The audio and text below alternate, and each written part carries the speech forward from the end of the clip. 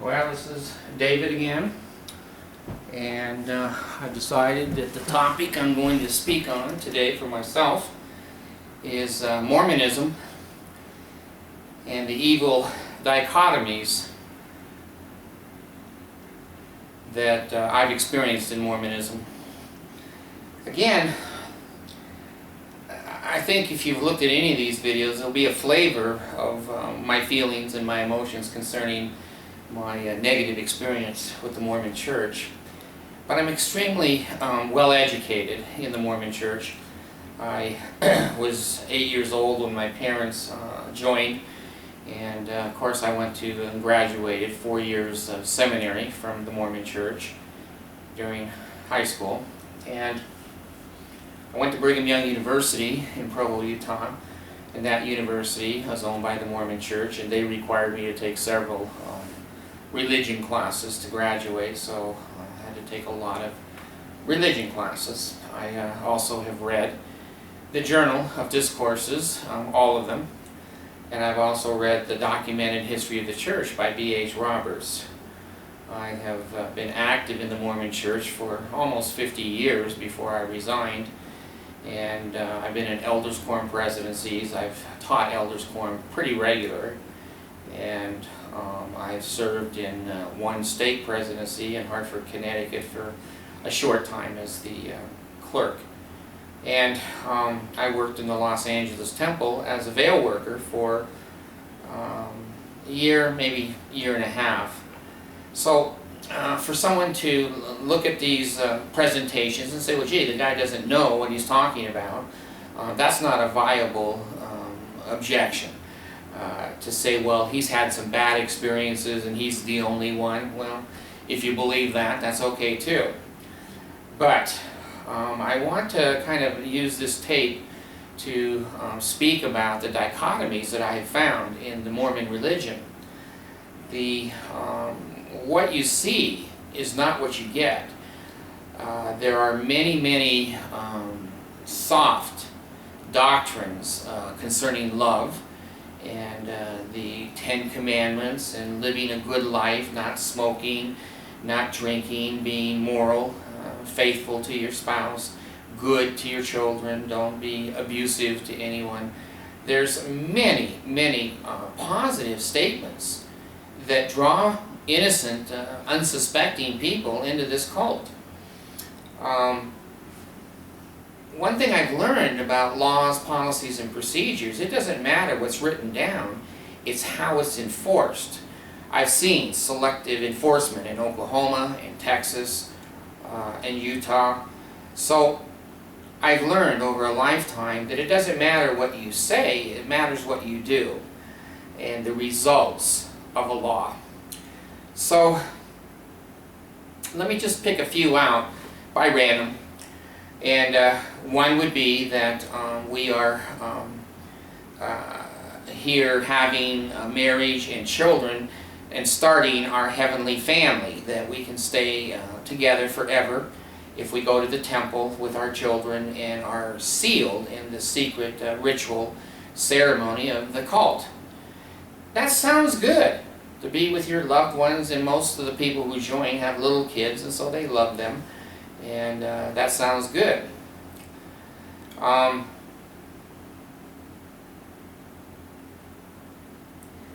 What is wrong with that concept is how it's enforced. I've had 3 or 4 children who I have cared for and raised, paid for, and was good enough to be protective and be granted by this society as the father.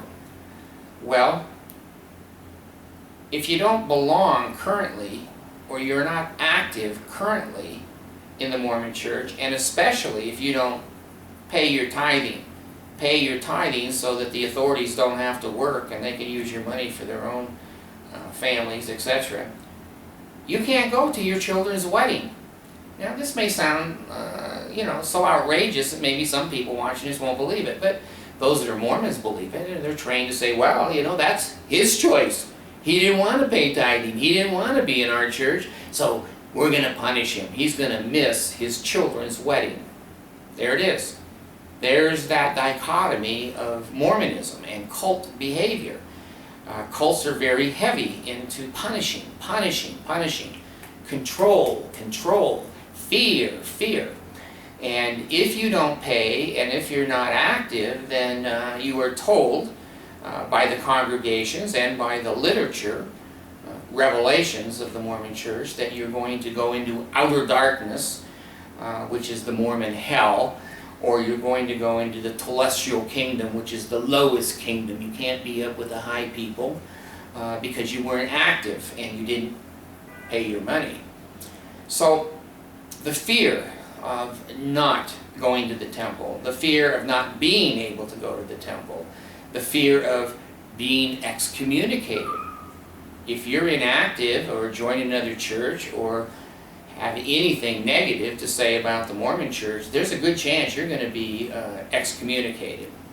And when you're excommunicated, you lose your family, you lose your friends, you lose your children, you lose your status in the community, especially in Utah, and you lose any ability to be associated with the Mormon Church. So that's a fear.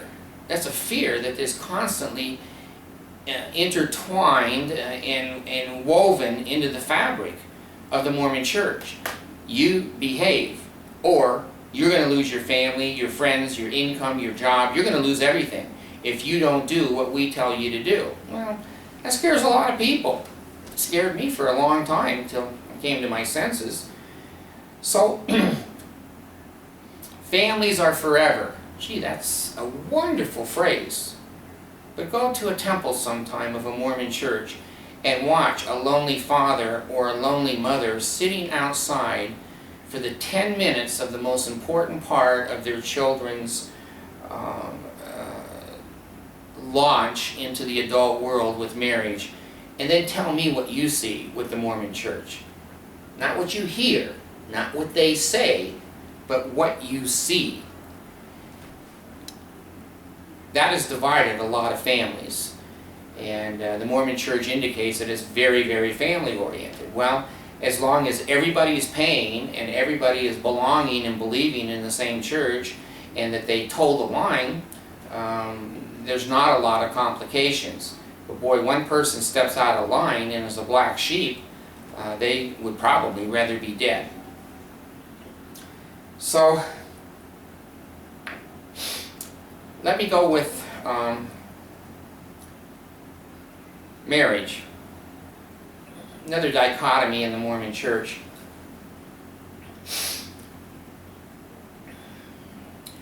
The Mormon Church believes that a young couple should go to the temple and get married, and only the people that pay their tithing and are active and have a temple recommend are allowed to go to that ceremony. Well,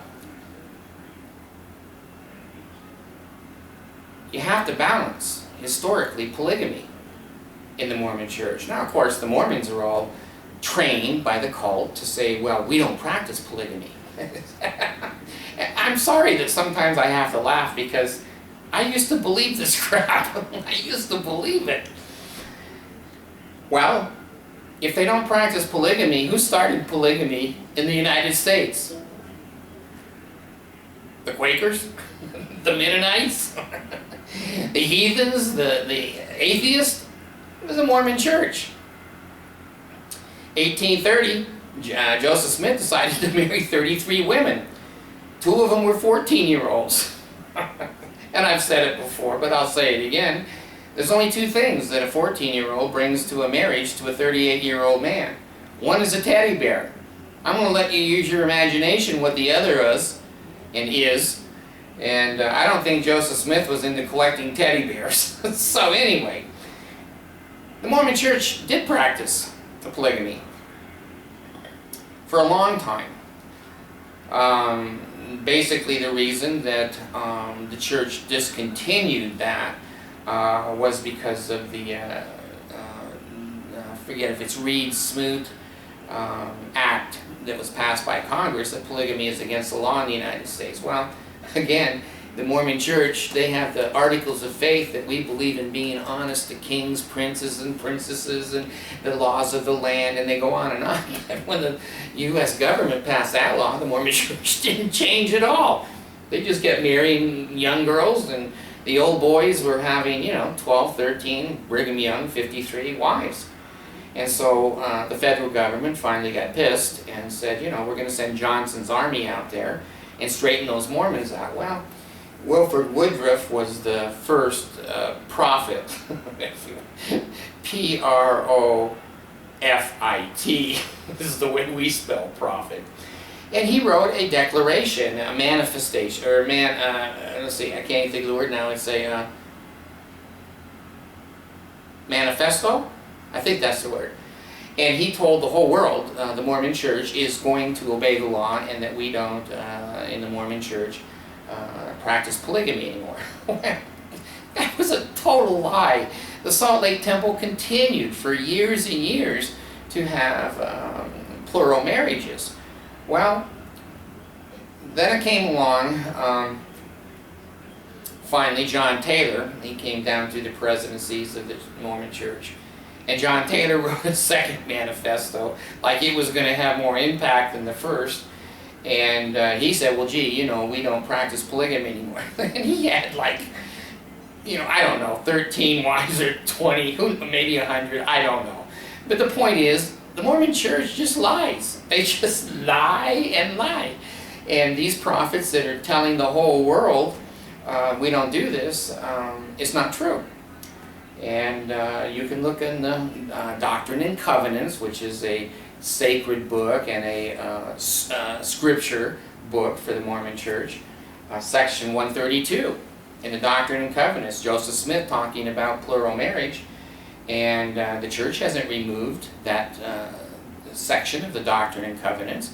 Basically, the church allows that to be in there quietly, and it clearly says that if a man doesn't have a plurality of wives, he's not going to the top Mormon kingdom. Well, do they practice polygamy? Don't they practice polygamy? I live in an area just north of Salt Lake City that was very polygamous in the olden days of the Mormon Church, and we still see family homes that have, 13 bedrooms. And the family has 2 kids, supposedly. So, again, my experience and my life clearly indicates that the Mormon Church does practice polygamy, and that they're just not doing it right now, but when Jesus comes, watch out, the marriage licenses are going to go crazy. I've also attended the polygamous parts of the Mormon Church, open polygamous, and they're fundamentalist, and they believe exactly what the Mormon Church believes, except they have more wives. So, again, we're coming into this video with a summary of what they say and what they do are 2 very different things. And what they say is extremely attractive. What they do is hideous and extremely evil.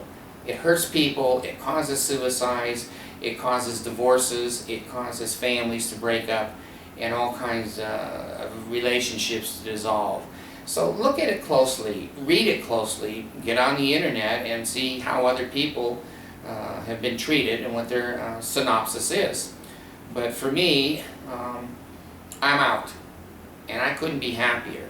I have freedom now. I can video record anything that I want. I can say what I want. I truly have free agency. So hopefully you've seen some dichotomy of what they say and what they do, and what the results are of what they do are 2 very dangerous different things. They are a cult. The people in the cult, as usual, don't know that they're in a cult. And to deprogram them is extremely difficult when their lives are so intertwined around a religion. It's not a religion to the Mormons, it's a way of life. It is their life. And so therefore, talking to one concerning like a video that I've made here, you're wasting your time. You might as well talk to the hand. They are trained not to see it, and indeed, they don't see it. So that's the summary. Thank you very much.